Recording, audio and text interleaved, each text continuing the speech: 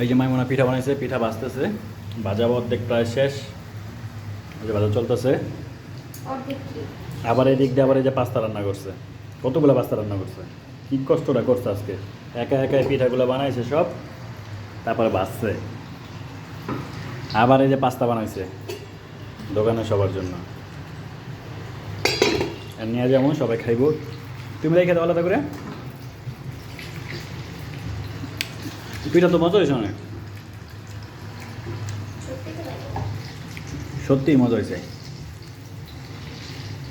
হ্যাঁ, বিদেশের বাড়িতে এত কষ্ট করে পিঠা বানাইছো। দুধকুলি বানাবে কবে পরে?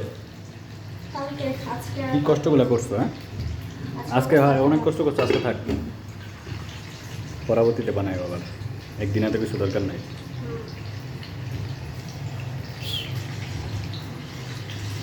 ধন্যবাদ।